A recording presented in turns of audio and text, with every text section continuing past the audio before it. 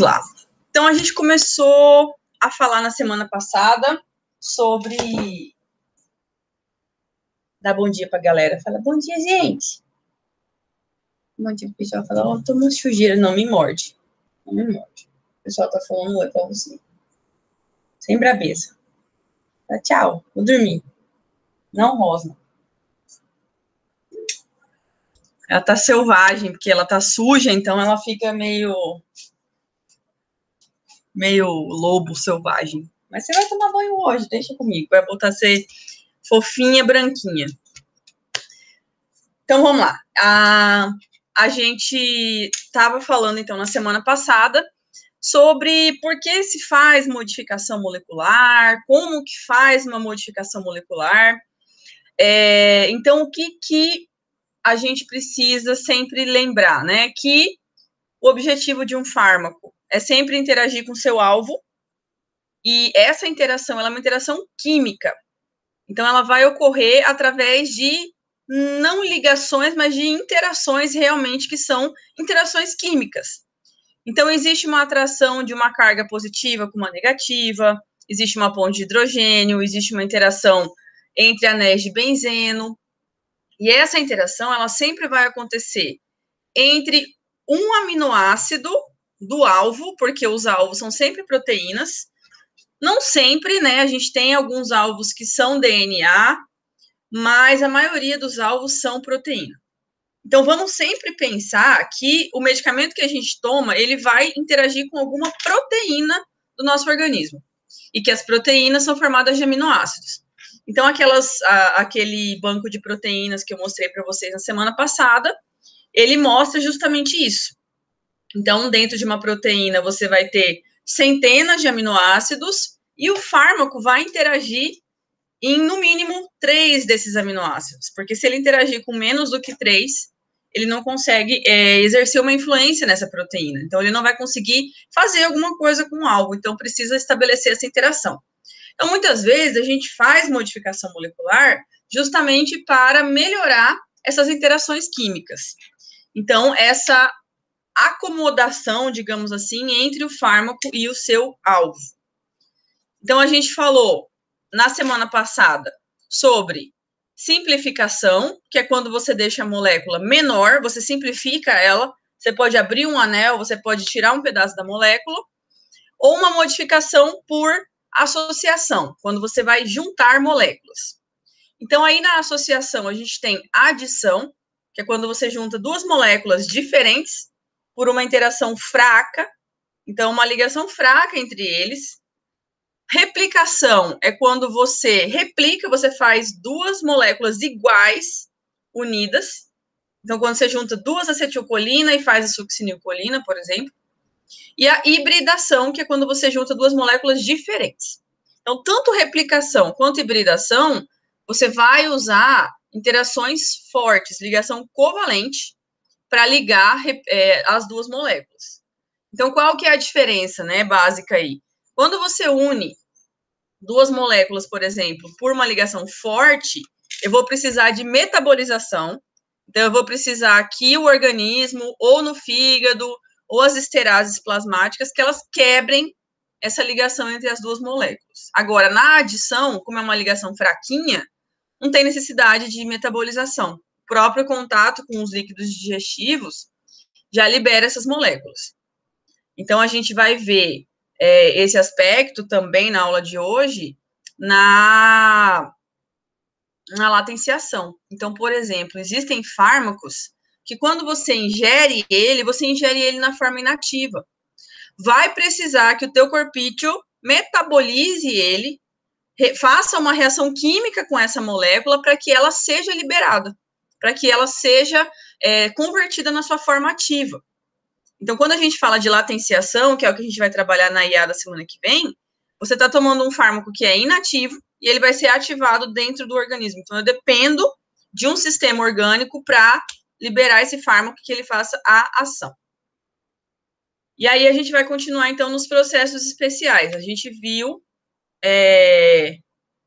as 2 primeiras na semana passada, então, fechamento ou abertura de anel, e a gente viu formação de homólogos mais altos, que é quando você faz a molécula maior, ou mais baixos quando você faz a molécula menor. Processos gerais, processos especiais. Então, aqui nós vimos a situação de abrir os anéis ou fechar os anéis. Aqui a gente viu a formação de homólogo mais baixo, quando eu vou, então, diminuindo, lembra daquela história? Eu vou reduzindo essa cadeia lateral, e nesse caso eu vou aumentando. Então, aqui eu vou piorando a situação, aqui eu vou melhorando, digamos assim, a situação. E aí nós vamos continuar, então, de onde a gente parou, que foi nesta parte. Uma outra possibilidade que você pode fazer para mudar a forma de uma molécula é a inserção de ligação dupla em uma molécula. Então, aqui a gente tem a molécula da morfina. Morfina, ela é derivada do ópio, que vem do extrato da papoula, então, do extrato da semente de papoula. Morfina é um componente natural. Então, ela é um componente extraído da resina de uma planta. E aí, nós temos a nalorfina e a gente tem a naloxona. Qual que é a diferença, né? Ou o que fez de benefício para a molécula inserir uma dupla ligação? Então, aqui a gente tem a posição da dupla inserida aí. A morfina, ela é um agonista opiáceo. Galera, alguém aqui não fez farmacologia ainda? Ou todo mundo já fez? Eu estou fazendo. Então, vocês vão falar sobre opioides, muito provavelmente na farmacologia. A questão é, você tem 4 tipos de receptores opioides diferentes, certo? Então, é como se você conseguisse abrir 4 portas diferentes com a mesma chave. Então, por exemplo, você tem 4 portas para 4 cômodos que têm coisas totalmente diferentes dentro. A morfina, ela age em todos esses receptores. Então, a morfina, ela tem, além da ação analgésica, ela vai ter efeito no sistema respiratório, ela vai ter efeito no sistema no trato gastrointestinal e ela vai ter efeito no sistema nervoso central. Então, por exemplo, para a gente ilustrar um pouco mais facilmente isso. Quando a gente fala de adrenalina, muita gente imagina na hora sair correndo, ou que a adrenalina acelera o batimento cardíaco. Só que a adrenalina, ela age em 2 tipos de receptor, alfa e beta. Receptor alfa geralmente está em vaso sanguíneo.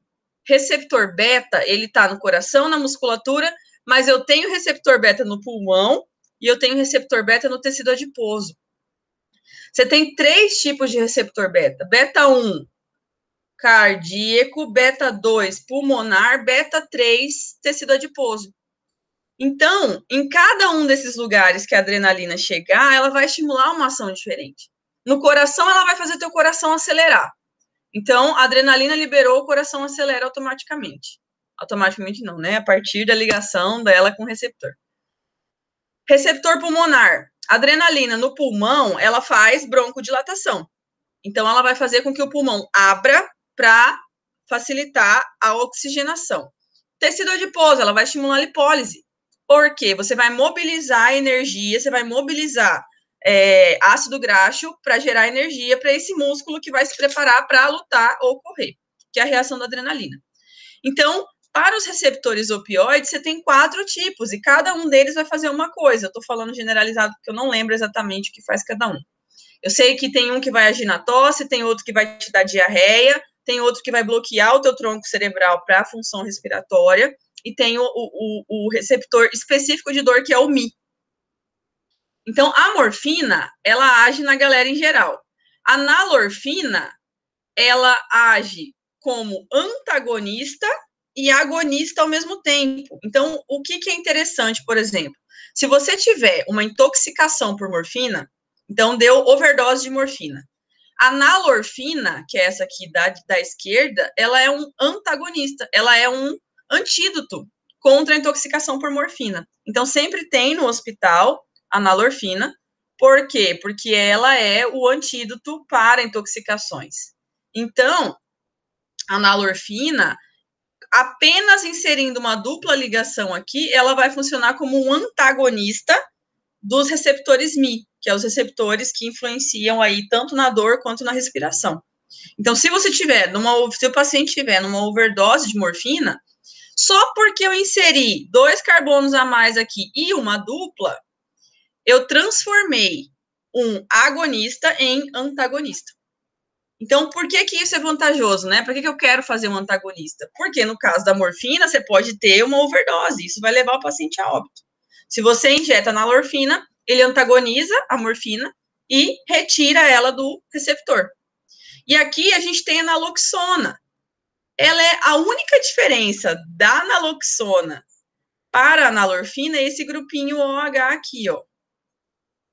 E a naloxona, ela acabou se tornando, então, um outro antídoto, né, um outro antagonista, só que sem nenhum efeito de agonista. Então, a nalorfina ainda tem ação em um receptor e a naloxona não, ela é antagonista mesmo.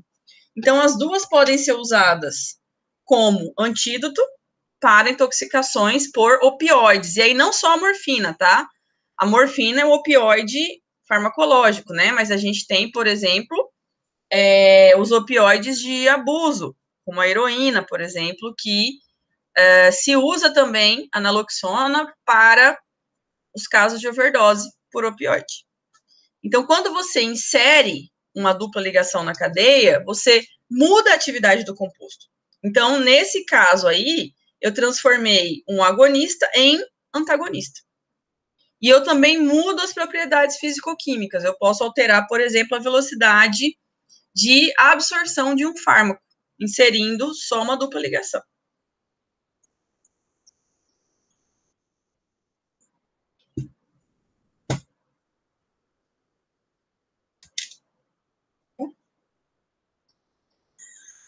Aqui nós temos outra maneira também, por exemplo, de você fabricar um antagonista. Então, você pode, por exemplo, inserir na molécula grupos volumosos. Grupos volumosos são grupos grandes de carbono. Isso funciona, por exemplo, em antibióticos, quando você quer fazer com que o antibiótico seja resistente a... Como fala? Resistente não, que ele queira driblar a resistência bacteriana.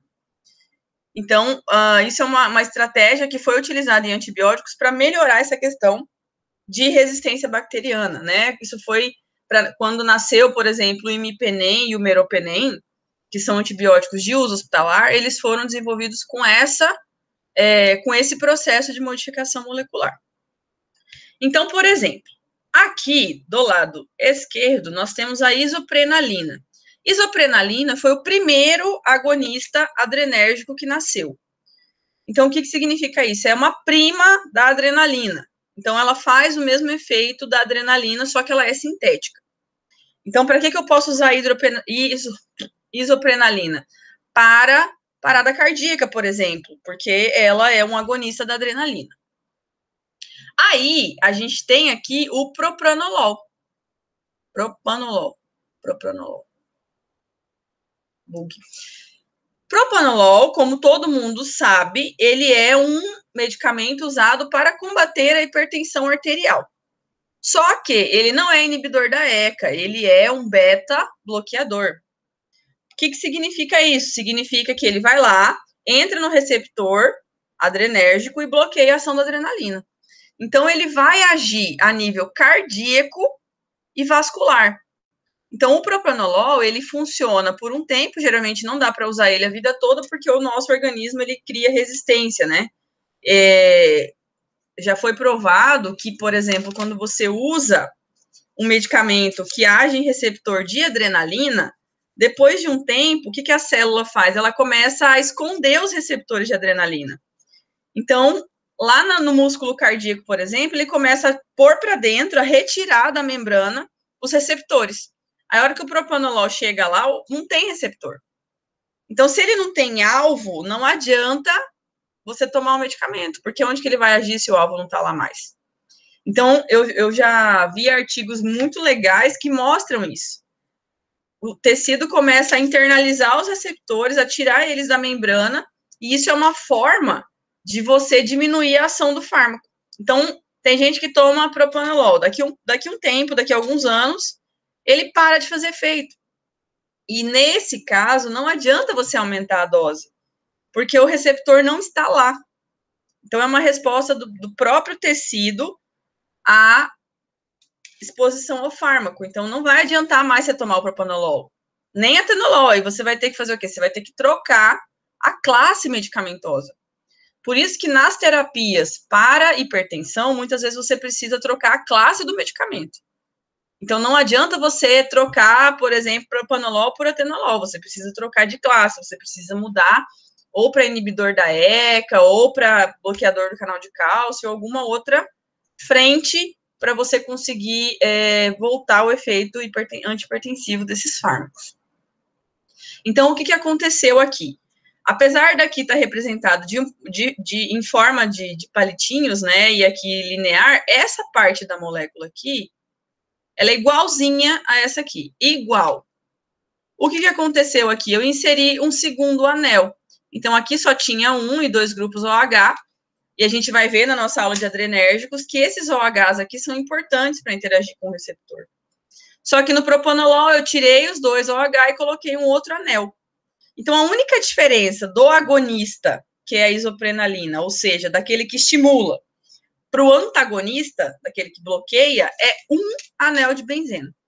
Só que o anel de benzeno, ele é um grupo volumoso. Na verdade, eu estou inserindo aí 6 carbonos a mais, né? E nesse caso, você vai ter o bloqueio da ação. Então, o que o propanolol faz? Ele entra no receptor e não deixa a adrenalina fazer efeito.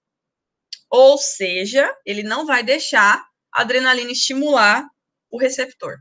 E aí, dessa forma, a célula responde de forma contrária. Então, ele bloqueia a ação da adrenalina. Aqui nós temos um outro exemplo. Dopamina, que é o neurotransmissor fisiológico. Dopamina é o neurotransmissor do prazer, né? Ele faz parte do circuito de recompensa do nosso cérebro.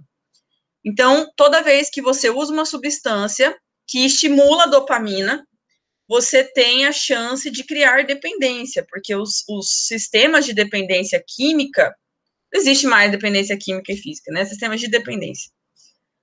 Eles estão relacionados com a dopamina. Então, cocaína, crack, heroína,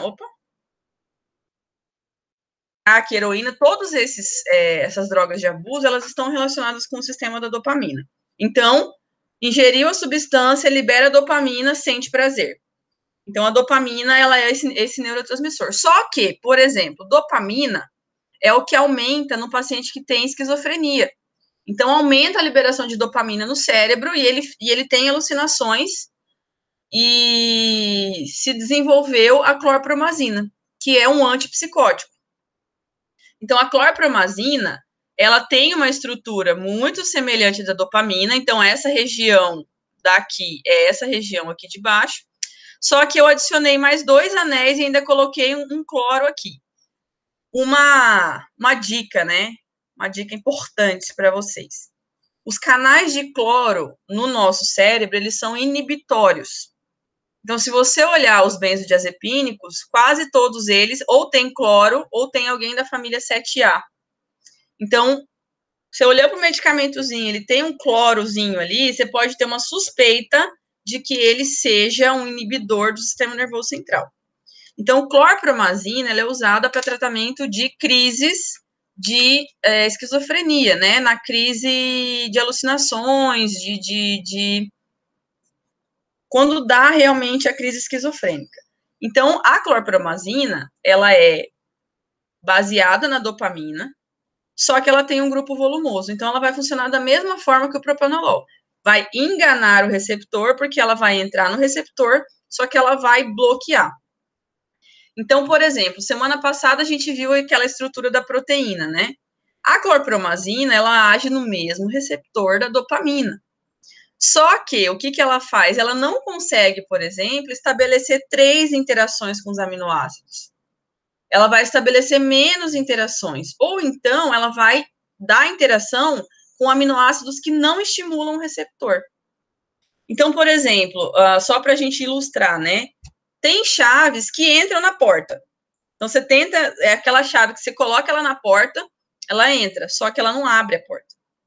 Então, os antagonistas funcionam desse jeito, eles entram dentro da chave, eles entram dentro do receptor, porém, eles não conseguem estimular a resposta fisiológica.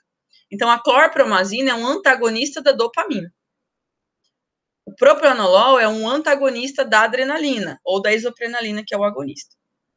Então, eu pus 2 anéis a mais aí na clorpromazina, e isso faz com que ela bloqueie o receptor da dopamina.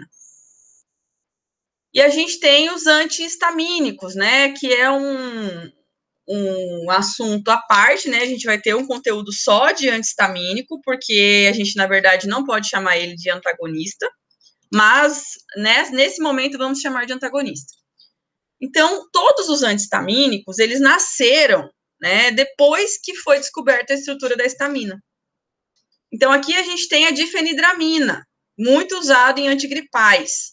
E aqui da direita, da esquerda, a gente tem a histamina. Então, eles têm uma estrutura semelhante à histamina, porém, ele tem, por exemplo, aqui 2 anéis.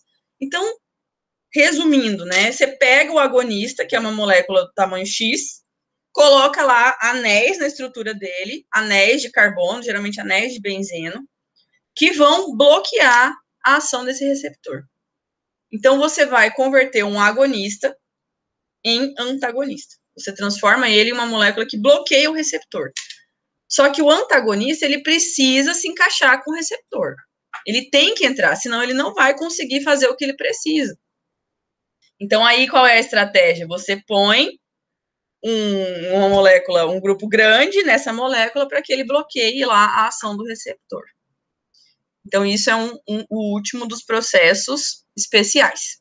Então, nos processos especiais, eu posso abrir ou fechar anéis, eu posso inserir ou tirar pedaços de carbono. Então, nesse caso aqui, por exemplo, você vai mudar a quantidade de carbonos na molécula, pode diminuir ou pode aumentar, isso pode ser bom ou ruim. Você pode inserir ligações duplas e você pode inserir grupos volumosos. Então, você pode inserir partes grandes de carbono na molécula para que ela vire um antagonista. Então, esses são os que a gente chama de processos especiais. E agora a gente vai falar de uma parte que é muitíssimo importante, que é a introdução de carbonos quirais numa molécula. Isso pode ser muito bom, ou isso pode ser muito ruim para um fármaco. Então, a gente já vai ver por quê. Só que para isso a gente precisa lembrar do que a gente viu lá no começo da faculdade ou um pouco de tempo atrás na escola, que é a isomeria ótica. Então, a isomeria ótica, ela é uma característica da química orgânica, dos compostos de carbono, e ela é um tipo de propriedade da molécula que faz com que você tenha 2 formas diferentes da mesma molécula. Então, geralmente, o mais fácil da gente visualizar isso é as mãos. Então, você tem 2 mãos. Elas são fisicamente iguais. Você tem 5 dedos, 5 unhas, um monte de risquinho na mão. Elas são iguais, em teoria. Só que, quando você tenta colocar uma em cima da outra, elas não se encaixam. Então, se você puser as 2 na mesma posição e tentar pôr uma em cima da outra, elas são diferentes. Em uma, o dedão está para a direita e na outra, o dedão está para a esquerda. E o dedinho também. Então, apesar de elas serem mãos, cada uma é diferente. Então, eu tenho uma mão direita e uma mão esquerda. Não dá para pôr uma em cima da outra. Então, isso funciona para as moléculas da mesma forma. Então, aqui a gente tem como exemplo o ácido lático. Ácido lático, ele é produzido na nossa musculatura quando a gente está em anaerobiose, ou seja, sem oxigenação, ou é produzido nas bactérias da flora vaginal, é o mesmo ácido lático. O que acontece aqui no ácido lático? Tem moléculas de ácido lático que o carbono CH3 aqui, ele está virado para a direita.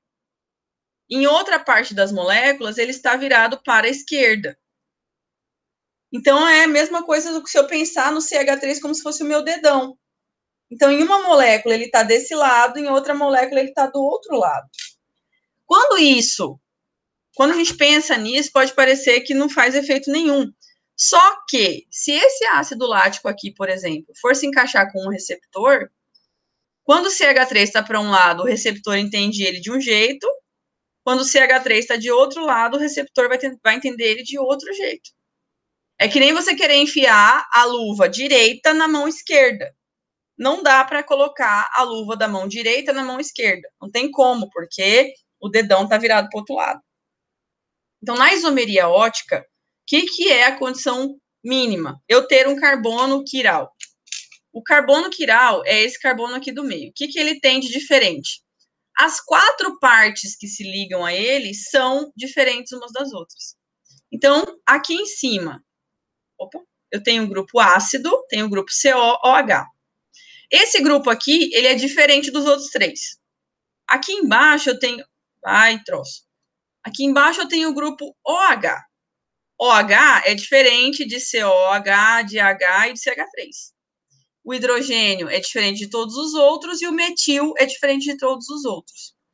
Então, quando você pega um fármaco que tem um carbono desse, que tem um carbono que tem 4 ligantes diferentes, ele tem o centro quiral. Ou seja, ele vai ter molécula para a direita e molécula para a esquerda. Se ele tiver 2 carbonos quirais, ele já vai ter 4 moléculas diferentes. E quanto mais carbono quiral ele tiver, mais formas diferentes da molécula ele vai ter. Então, assim, dentro da fabricação de um medicamento, isso é um problema que pode ser muito grave. Por quê? Aqui a gente tem o D-ácido lático, que a gente chama de destrógeno, que gira para a direita, e o L-ácido lático, que é o levógeno, que gira para a esquerda. Quando isso vai se encaixar com o alvo, é a mesma coisa que eu disse para vocês. Você está tentando enfiar a luva direita na mão esquerda. Entra, talvez, mas não vai ser o encaixe perfeito. Então, na isomeria ótica, você tem que ter o carbono quiral. Então, dentro da molécula do fármaco, eu preciso de pelo menos um carbono com 4 ligantes diferentes. E eu preciso ter esse posicionamento, ele vai influenciar na ligação com o receptor. Então, eu não vou conseguir ativar o receptor com as 2 moléculas. Geralmente, é só uma que vai responder. Então, por exemplo, a molécula que gira para a direita, talvez ela seja mais efetiva do que a molécula que gira para a esquerda. São 2 moléculas completamente diferentes quando você conversa com o alvo. Então, o receptor que olhar para a molécula, ele vai falar assim, eu não reconheço essa. Então, se ela entrar no receptor de um jeito, ele não entende ela. Agora, se entrar a isoforma certa, aí sim ele vai entender. Então, essa questão da isomeria ótica, ela acontece em muitos fármacos. Então, às vezes, você está tomando um remedinho, um comprimido, e metade das moléculas daquele comprimido não funciona, porque ele tem a isomeria ótica, porque ele vai ter esse carbono quiral. Então, a questão da isomeria ótica é essa questão. Você tem 2 moléculas iguais. Se você juntar todos os átomos, elas são iguais. A fórmula molecular dela é igual. Mas a disposição dela no ambiente, a maneira como você organiza ela é diferente. Então, é só pensar na mão direita e mão esquerda. Na sua mão direita, o dedão está para o lado esquerdo. Na sua mão esquerda, o dedão está para o lado direito. São mãos. Porém, elas são diferentes. Então, aqui a gente tem um exemplo da isoprenalina. Acabamos de falar da isoprenalina, que é um agonista adrenérgico. A isoprenalina, que é o fármaco que é a prima da adrenalina, ela tem 2 isômeros. Um destrógeno e um levógeno, um para a direita e um para a esquerda. E o que acontece dessa forma? A forma que gira para a direita, a forma destrógena, ela é de 50 a 8.000 vezes mais ativa do que a forma L, do que a forma que gira para a esquerda. Então, é como não, né? por exemplo, se você é destro e você vai dar um soco em alguém com a tua mão direita, você tem muito mais força do que se você for dar um soco com a mão esquerda. Então, na isoprenalina, a forma D, a forma que gira para a direita, ela é muito mais ativa, ou seja, ela tem muito mais interação com o receptor do que a forma L, do que a forma que gira para a esquerda. Então, a hora que o receptor olha para D, isoprenalina, ele fala, você sim, eu respondo. A hora que ele olha para L, ele fala, não gosto de você, porque você tem um grupinho de carbono virado para o outro lado, e aí, na verdade, ele não consegue enxergar a outra parte da molécula. Então, na isoprenalina, para que serve ela? Ela é broncodilatadora, a adrenalina no pulmão abre os alvéolos pulmonares. Então, quando você toma um comprimido de isoprenalina, metade da dose funciona muito bem, metade da dose não funciona.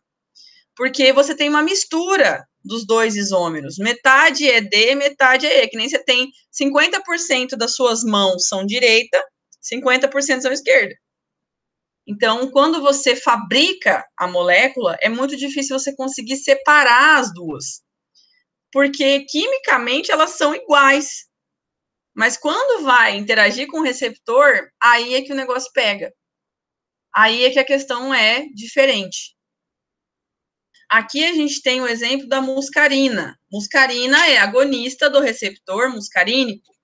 Ela está presente em alguns venenos de origem animal e um dos isômeros tem 700 mais vezes atividade do que o outro. Então, por causa de um carboninho, que é esse carboninho que está bem aqui, você vai ter uma atividade 700 vezes maior em uma molécula do que em outra. E aqui nós temos o exemplo mais trágico, um dos exemplos mais trágicos da história da farmacologia, que é a história da talidomida. Talidomida, não sei se alguém aqui já ouviu falar dessa medicação, se alguém já ouviu falar dessa história. Talidomida era tomada pelas gestantes na década de 70, 80, ela foi usada por muitos anos para enjoo. Você lembra, né, Eva? Então, minha mãe tomou talidomida, porque sentia enjoo. Então, por muitos anos, as mulheres tomavam a talidomida para enjoo. Então, existe toda uma geração de pessoas na faixa dos 40 anos, eu acredito, hoje em dia, que nasceu com membros encurtados. Então, os braços mais curtos ou as pernas mais curtas. Porque depois de muito tempo de uso de talidomida, descobriram que ela era teratogênica. O que significa isso? Que ela causa malformação no feto. Então, durante o processo de divisão celular ali na gestação, a talidomida ela causava alteração no DNA. E aí as crianças nasciam com membros encurtados. Então, tem gente que tem o braço bem mais curto ou a perna bem mais curta. E depois eles descobriram que o isômero S da talidomida, né, que é o para a esquerda, ele é o isômero teratogênico. Então, daquele comprimido de talidomida que a mãe tomava, 50% da dose causava alteração no DNA. E 50% da dose era a dose sedativa hipnótica, que fazia com que cortasse o enjoo. Então, a mesma molécula, com igual número de átomos, com igual número de carbonos, nitrogênios, oxigênios e tudo, por causa de uma alteração na forma de girar a molécula, causou todo um problema para muitas crianças. Foram muitas crianças que nasceram com má formação por conta da talidomida. Até hoje, ela é usada na clínica para tratar enjoo de pacientes que fazem a terapia de hanseníase. Só que para tomar talidomida, você precisa assinar um termo que você não vai engravidar por 1 ano após o tratamento. Mesmo esquema da isotretinoína. Então, a talidomida, ela tem um carbono quiral, e esse carbono quiral faz com que ela tenha duas formas de girar. Então, ela tem duas conformações ativas. Uma das conformações é o que entra no DNA e causa mutação, e a outra forma é a forma que é sedativa e hipnótica. Então, a quiralidade da molécula, essa questão dela ter duas formas ativas, fez com que ela fosse teratogênica. Isso acontece, por exemplo, também na anfetamina. Tem muita gente que não sabe disso, deixa eu ver se está aqui. Não está aqui. Tem muita gente que não sabe, mas a nafazolina, que a galerinha usa para o nariz, ela é uma anfetamina, que ela faz vasodilatação, né? E o que aconteceu na nafazolina? Eles conseguiram separar a isoforma que tem efeito central. Então, você tem duas formas da molécula da anfetamina. Uma consegue cruzar a barreira hematoencefálica, chegar no cérebro e estimular o receptor de adrenalina, dopamina e serotonina, se não me engano. É isso, adrenalina, dopamina e serotonina. A outra forma, né, a forma esquerda, ela não entra no sistema nervoso central e ela consegue fazer broncodilatação. Então, o que aconteceu na nafazolina? Eles separaram as duas isoformas, conseguiram separar, e aí eles dizem que não tem efeito central. Porém, contudo, todavia, entretanto, a gente sabe que existe toda uma geração de pessoas dependentes de nafazolina, dependentes do spray nasal. Porque sem esse spray eu não respiro, porque se eu não usar ele eu não consigo dormir direito.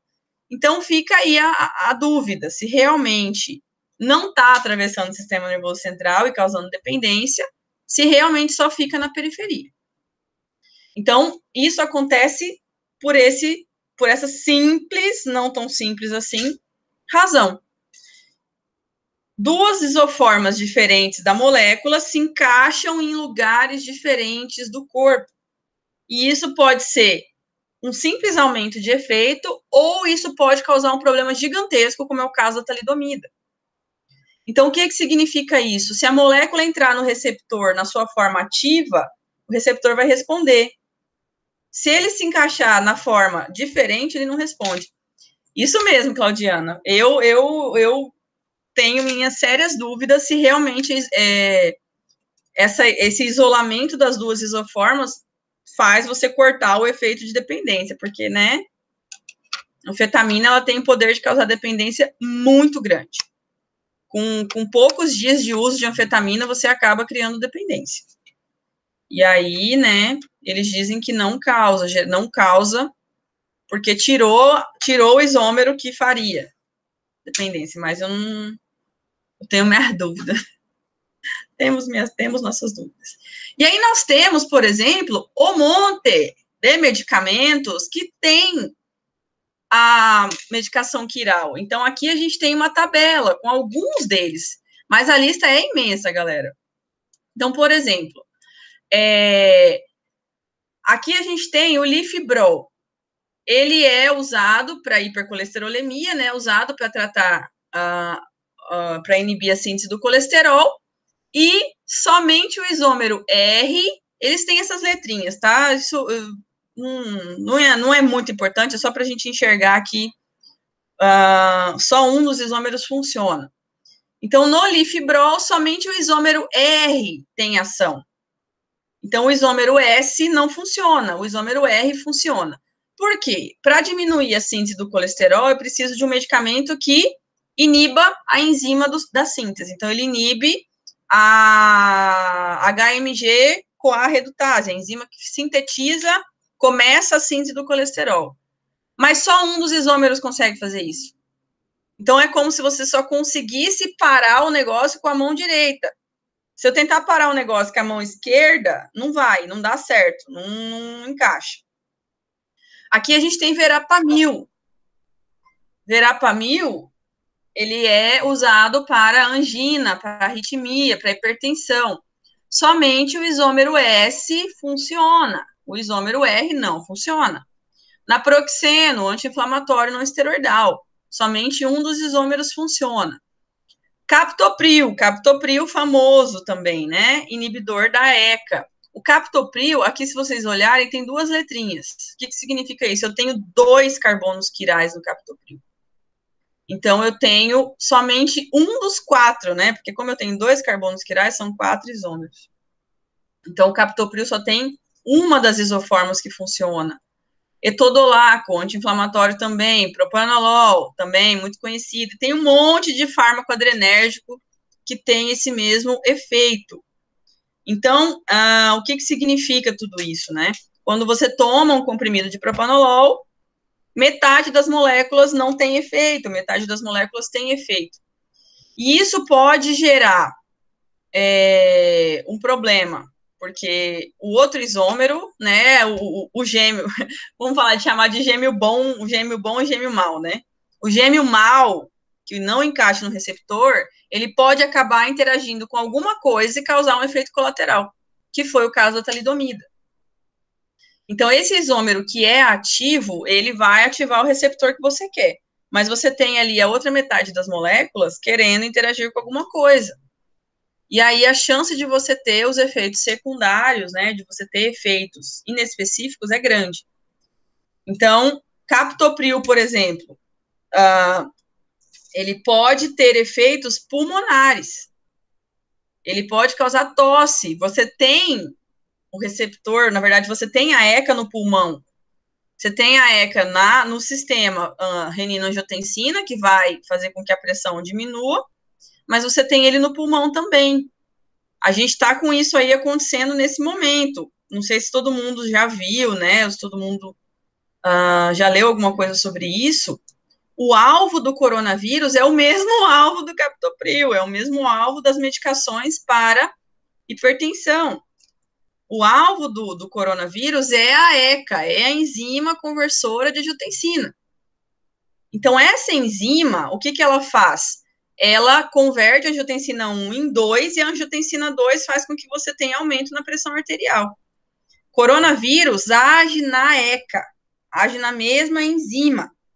Por isso que o coronavírus tem efeitos no pulmão, por isso que o captopril dá tosse. Porque quando ele vai agir a nível vascular, ele inibe o aumento da pressão arterial. Então, tudo bem, ele é antihipertensivo, mas, na verdade, ele inibe o aumento da pressão.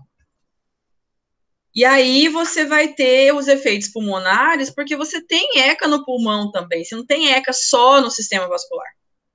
Então, você vai ter esse efeito secundário dele acabar causando tosse. A mesma história, por exemplo, do propanolol. O propanolol, ele age no receptor beta-1, só que ele era para agir somente no beta-1, mas ele tem efeito no beta-2.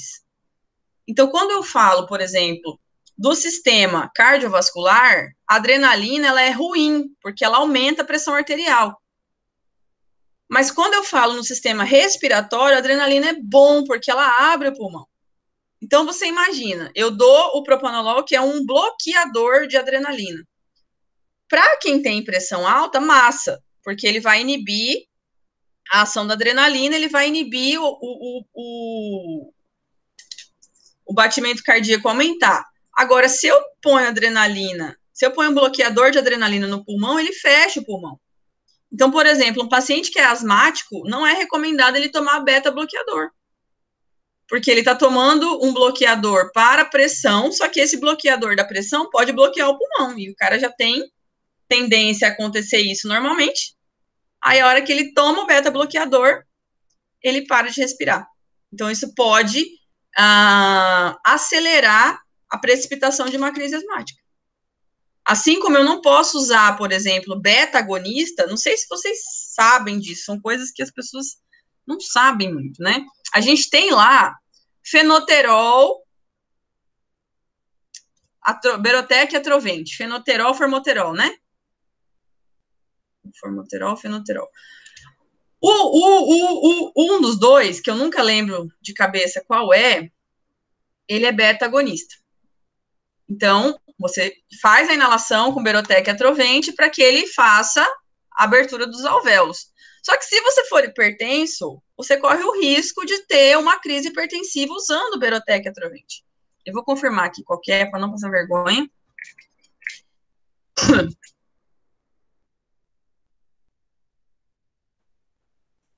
Isso, é o fenoterol, que é o Berotec.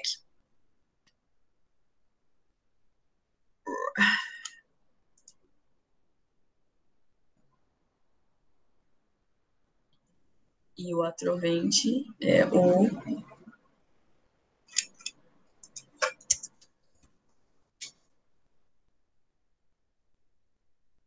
Tem que me ajudar aí, né?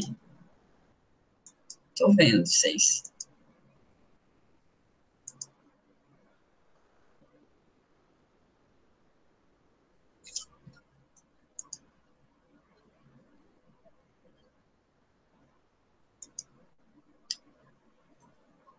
É isso mesmo. O Berotec, não esqueço mais. O Berotec, que é o fenoterol, ele é adrenérgico. Então, ele vai abrir o pulmão, porque ele vai estimular o receptor adrenérgico. O Atrovent, ele é colinérgico, ele é o hipatrópio. Então, ele vai estimular o bloqueio do receptor colinérgico, que faz o teu pulmão fechar. Então, um age no adrenérgico e outro age no colinérgico. Então, eles agem em sinergia, em sinergia. Só que o fenoterol, que é o Berotec, ele pode causar aumento da pressão arterial em pacientes que são hipertensos. Por quê? Sempre que você usa um fármaco adrenérgico, pode ser que você estimule receptor adrenérgico em outros lugares do teu corpinho, porque você tem receptor adrenérgico em tudo quanto é lugar.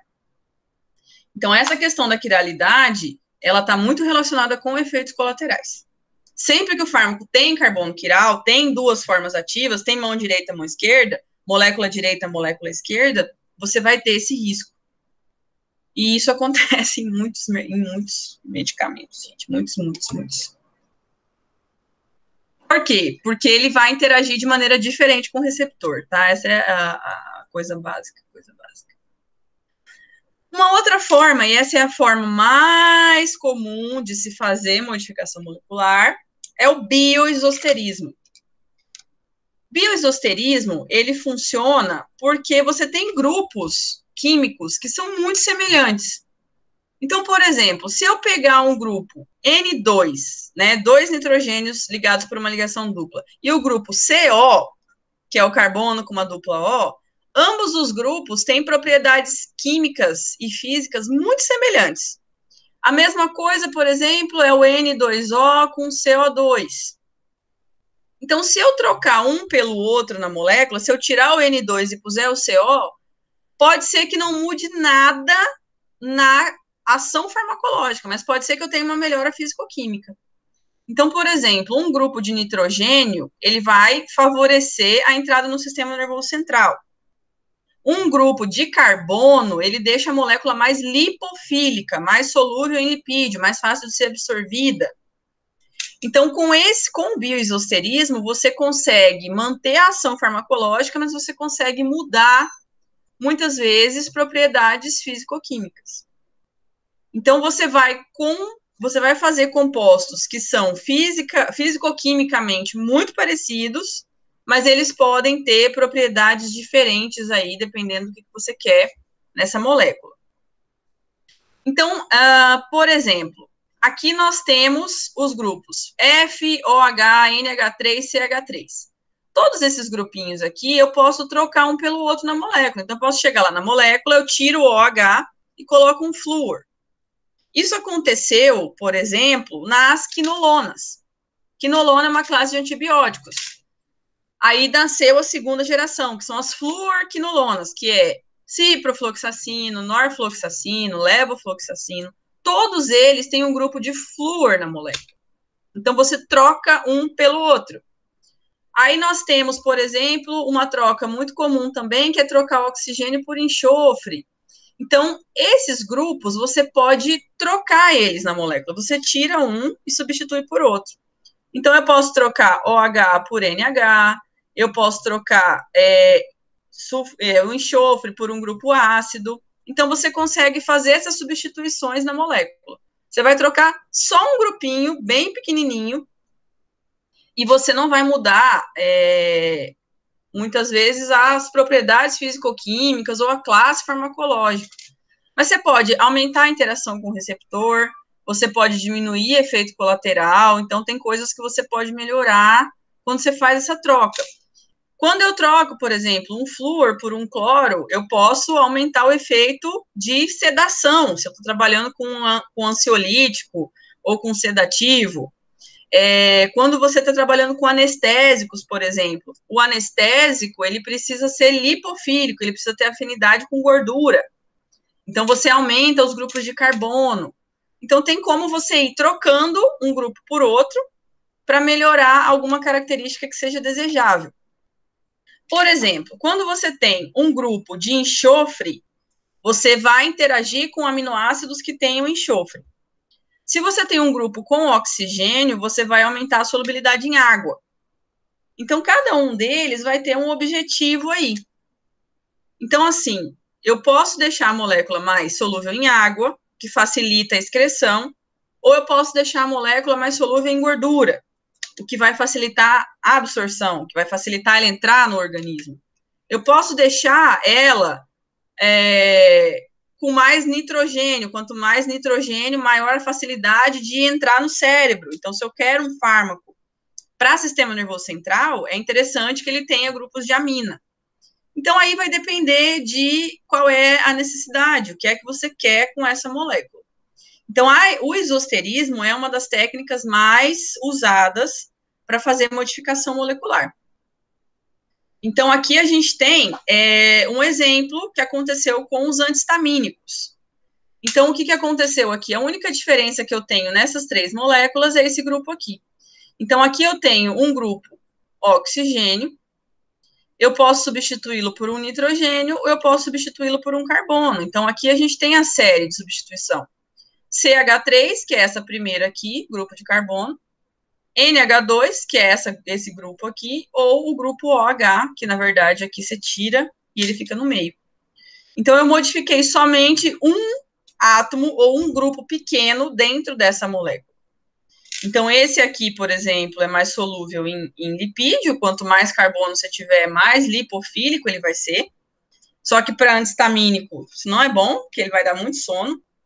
Aqui eu tenho um grupo de nitrogênio, isso facilita a ação central dele. E aqui um grupo de oxigênio, que deixa ele mais solúvel em água.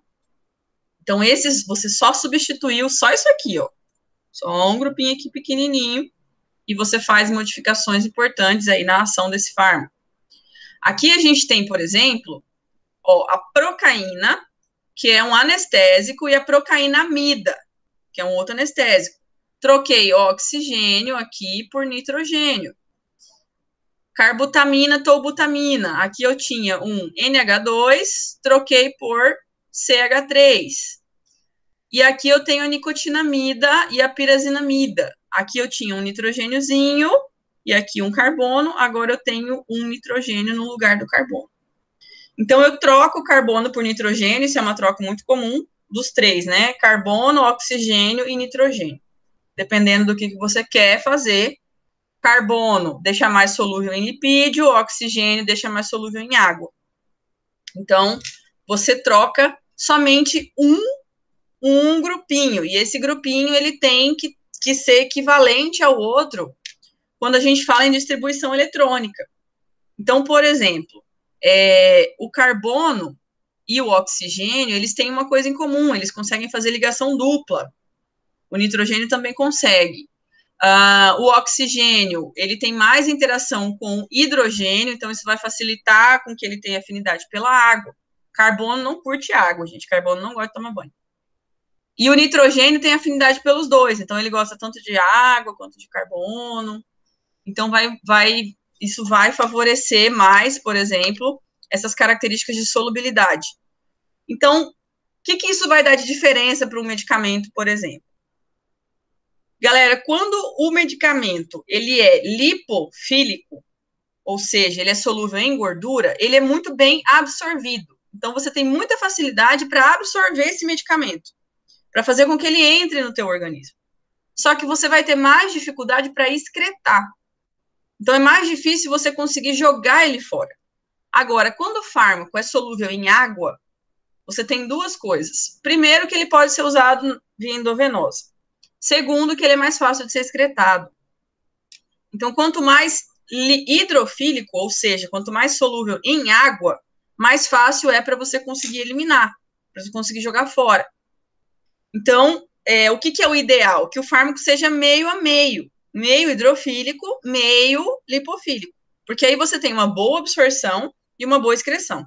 Não é legal que ele seja 100% lipo ou 100% hidro. Porque aí ele não vai conseguir Se ele for muito lipofílico, ele não distribui bem. O que é distribuir? É andar pela corrente sanguínea, andar pelos líquidos corporais. Corrente sanguínea, gente, tem que ser solúvel em água. Se for solúvel em gordura, não consegue atingir corrente sanguínea. Então, um fármaco, ele tem que ter as duas partes. Ele tem que ser um pouco hidro e um pouco lipo, para conseguir distribuir bem, eliminar bem e ser bem absorvido. Então, isso é o ideal de uma molécula. Então, por exemplo, para que ela seja hidrofílica, tem que ter grupo OH. Se você olhou para uma molécula, não tem nada de oxigênio, nada de OH, ela não é solúvel em água. A água é H2O. Então, tem que ter OH na molécula para ser solúvel em água. Agora, se você olha para a molécula e ela só tem carbono, só anel, ela vai ser muito pouco solúvel em água.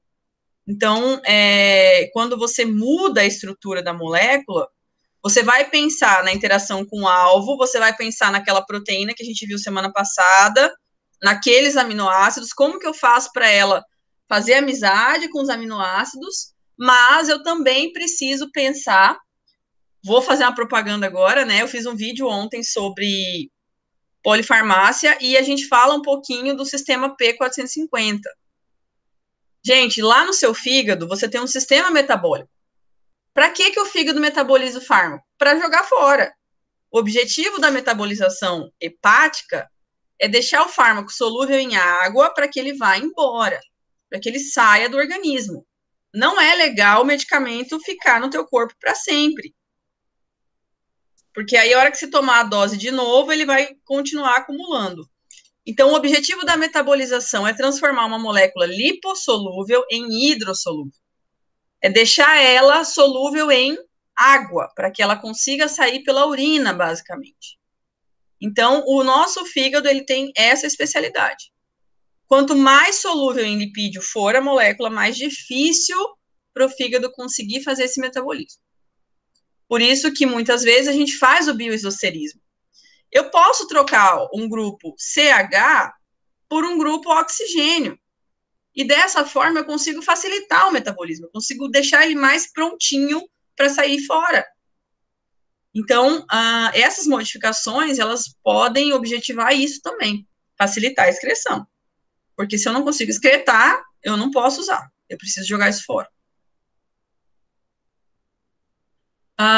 Outra forma de você fazer a alteração, você pode alterar grupos dentro de um anel de carbono, dentro de um anel de benzeno. Então, aqui a gente tem, por exemplo, os dois grupos, um ao ladinho do outro. Aqui a gente tem uma posição que a gente chama de orto. Aqui eu já pulei um carbono, estou no próximo. Aqui eu pulei 2 carbonos, estou em posições extremamente opostas. Então, essa molécula aqui é o ácido hidroxibenzoico, usado muito como conservante, é o ácido benzoico, né, mais conhecido. Ele, quando ele está nessa posição aqui, ele tem muito mais ação quelante, ele consegue trabalhar muito melhor do que se ele estiver na posição orto, que é um do ladinho do outro, ou para, que é a posição um oposta ao outro. Aqui a gente tem, cadê o exemplo do adrenérgico? Vou achar ela aqui. Aqui. Vocês estão vendo aqui que o OH está na posição 1 e na posição 3. Se esse OH tivesse aqui em cima, não ia ter o mesmo efeito, ia ser diferente para o receptor. Então, a posição dos OHs no anel, se ele vai estar um do lado, se ele vai estar um do lado do outro, ou se vai estar mais distante, isso influencia. Para um agonista adrenérgico, os dois OHs têm que estar na posição meta. Pula um carbono, tá o outro OH aqui. Se esse OH tivesse aqui, já não funciona. Se ele tivesse aqui, não funciona. Então, essa questão da posição de OH em anel de benzeno, ela vai influenciar definitivamente na ação do fármaco.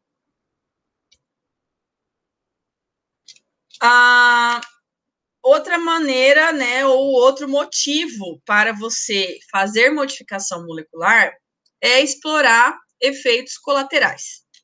Então, um dos fármacos, né, que mais tem modificação molecular no mundo são as sulfas.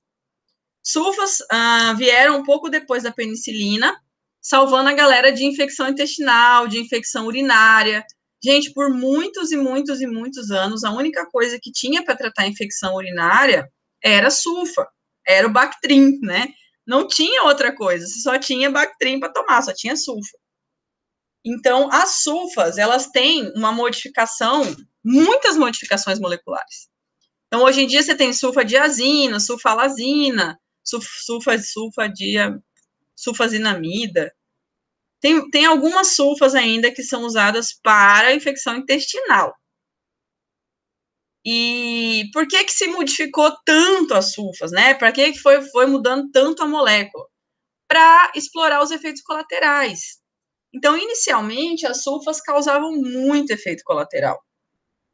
E à medida que elas foram sendo modificadas, né, que foi sendo alterada a molécula, elas passaram a ficar menos tóxicas.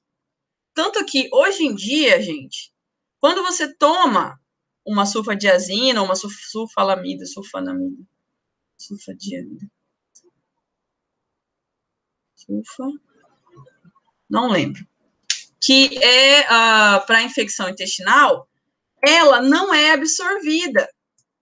O que significa isso? Aquela sulfa que você está tomando para infecção intestinal, ela não vai ser absorvida, ela não vai entrar no seu organismo. Mas como que ela funciona? A infecção não é intestinal, não é no intestino, então você não precisa absorver.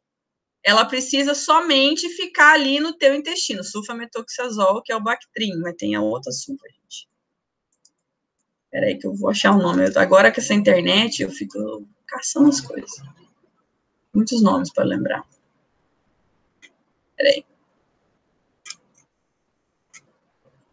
A gente vai falar delas mais pra frente. Sulfanilamida, danadinha. Então, quando você toma a sulfacetamida ou a sulfanilamida, que são as usadas para infecção intestinal, ela não cai na corrente sanguínea, porque a sulfa ela é tóxica, né? Não é legal você usar sulfa por muito tempo. Mas quando você toma ela para infecção intestinal, vocês entendem que a bactéria está dentro do intestino e ela chega no intestino. Então, eu não preciso que ela atinja a corrente sanguínea, porque o efeito que eu quero fazer ali é o mesmo efeito do antiácido, por exemplo. Antiácido você toma, ele neutraliza a acidez gástrica e você não absorve. Você não vai ter alteração do pH sanguíneo porque você tomou bicarbonato. Então, no caso das sulfas, né, elas foram sendo modificadas de forma que a gente absorva pouco, ou que ao ser absorvida, ela seja eliminada rapidamente, que é o caso do sulfametoxazol, que é o Bactrim. O que acontece com o Bactrim? Você absorve ele, mas você elimina ele rápido. Porque onde que está o problema? Está na bexiga, está na infecção urinária. Então, o efeito dele é quando ele é eliminado. Eu sempre acho isso, tipo, super legal, assim, porque se a infecção é urinária, eu preciso chegar lá na reta final, lá na eliminação, para que o antibiótico funcione. Só que quando você toma ciprofloxacina, norfloxacina, ele é sistêmico, ele atinge corrente sanguínea. As sulfas, não. As sulfas, elas têm um efeito mais localizado. Então, a sulfa para infecção intestinal, ela pode absorver? Pode. Uma parte da sulfa pode ser absorvida. Porém, o efeito maior dela é ali na luz intestinal. Então, aquele tempo que você leva, que ela está em contato com as bactérias intestinais, ela vai fazer o efeito. Então, aí ela consegue combater a infecção intestinal. Então, para que foi modificado, né? Aqui tem várias séries de modificação das sulfas para modificar os efeitos colaterais. Então, para diminuir a ocorrência de efeitos colaterais relacionados com as sulfas. Pro bem?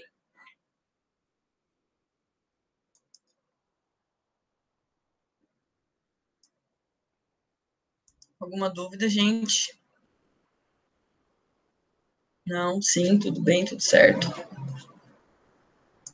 Meu cérebro está processando aqui, viu, prof? Processando? É. Gerard, parece difícil, mas não é. Basicamente, você tem vários tipos, né, de mudança, então, por isso que eu falo para vocês que QF não é farmaco. Na QF, nós precisamos olhar para a molécula.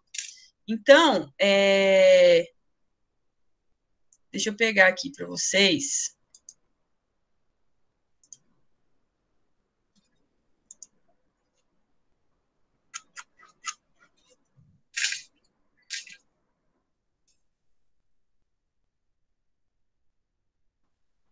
Ó.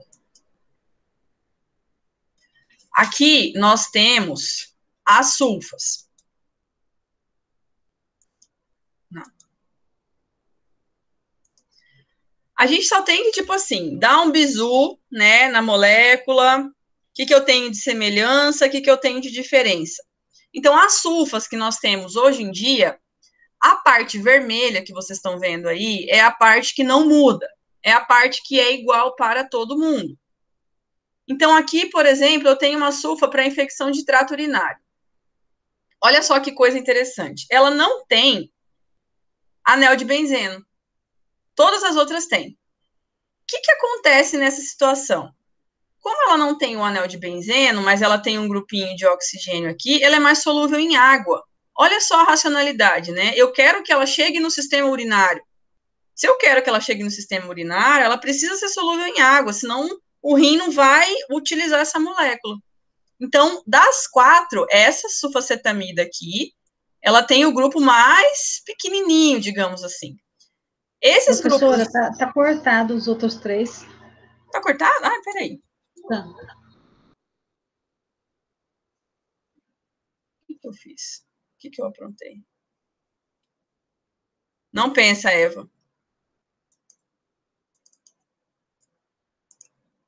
Diminui aí, menina.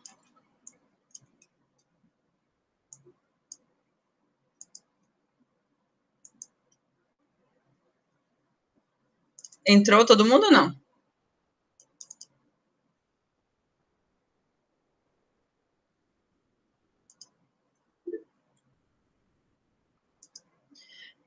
Então, aqui na sulfacetamida, que é a da esquerdinha aqui, ó, ela tem... Vamos olhar só para o grupinho azul, porque o grupinho vermelho é igual para todo mundo. Então, no grupinho azules, ele é o menorzinho. Então, isso faz com que ele seja mais solúvel em água se eu pensar em todos os outros 4. Então, esse grupinho aqui, pequenininho, que não tem grandes quantidades de carbono, ele facilita a excreção. E eu quero que chegue no trato urinário. Então, ela não é uma sulfa boa, por exemplo, para tratar infecções nos tecidos moles, porque ela não consegue entrar no tecido. Mas ela é boa para o trato urinário, porque ela vai ser solúvel em água. Aqui nós temos a sulfa, que trata infecção gastrointestinal. Essa sulfa aqui, ela é muito pouco absorvida. Então, por que ela é pouco absorvida? Ela tem esse anel esquisito, que tem um enxofre e um nitrogênio. O corpo olha para isso e fala assim, acho que eu não vou pegar esse aqui, não. E aí ela permanece no seu TGI. Permanecendo no TGI, ela trata a infecção no intestino e não vai ser absorvida. Agora, as duas aqui, ó, a sulfapiridina, que é usada para pneumonia, muito pouco, tá, gente? E a sulfadiazina, que é usada para meningite, dor de barriga, infecção urinária, elas já são absorvidas. Elas são mais naturais, digamos assim, porque elas têm carbono e nitrogênio. Então, elas são absorvidas e elas vão atuar nos tecidos moles. Então, o que acontece? Para a bactéria, então, quando a bactéria vê a sulfa, não importa, porque o grupo que mata a bactéria está lá na molécula. Isso é o que acontece dentro da química farmacêutica. Então, a parte vermelha é a parte que consegue interagir com os sistemas bacterianos. É a parte que consegue fazer a ação antimicrobiana. A parte azul é enfeite. Mas enfeite para quê? Para melhorar a distribuição, para melhorar a metabolização, para melhorar a excreção. Ou para não deixar absorver. Então, o que eu quero com essa molécula? Eu quero que ela vá para onde? Ou eu quero que ela não vá para onde? Então, quando você muda esses grupinhos em azul, você está fazendo modificações para dar características diferentes para essa molécula. Então, você deixa ela mais solúvel em água, e aí ela vai ser boa para distribuir no sangue ou para ir para o sistema urinário, porque tudo que é solúvel em água vai para o rim. Para o rim, vai para o rim, vai para o rim. Agora, o que é solúvel em lipídio vai para o fígado, porque o fígado vai metabolizar para jogar fora. Se o teu fígado for bom, né? Porque se ele não for bom, pode ficar por aí. Então, as modificações moleculares, esses tipos de modificação que eu disse para vocês, depende do objetivo. Então, quando você senta no computador para desenhar uma molécula, para modificar uma molécula, você tem que ter em mente o que você quer. O que eu pretendo com isso? Se eu quiser melhorar a interação com o alvo, ou seja, eu quero aumentar a ação farmacológica dela, eu preciso pensar na proteína. Então, eu preciso pensar em grupos que vão se ligar com aqueles aminoácidos. Se eu quero melhorar a absorção, a absorção intestinal dessa molécula aqui é muito pequena. Então, o que eu vou fazer? Eu preciso aumentar a solubilidade em lipídio. Porque quanto mais solúvel em lipídio, melhor a absorção. Ah, não, mas eu quero fazer com que a eliminação seja mais rápida. O tempo de ação desse fármaco aí está muito longo. Beleza, então vamos tentar melhorar a solubilidade em água. Então, depende, tudo, a modificação molecular depende do que você quer fazer com essa molécula. Então, quando você tem um fármaco que tem um problema, você vai trabalhar para resolver aquele problema. E aí você muda a molécula pensando nisso. Só que nem sempre dá certo, tá, gente? Às vezes você faz uma racionalização muito boa. Não, eu vou mudar esse grupinho aqui. E aí, na hora da ação, dá errado.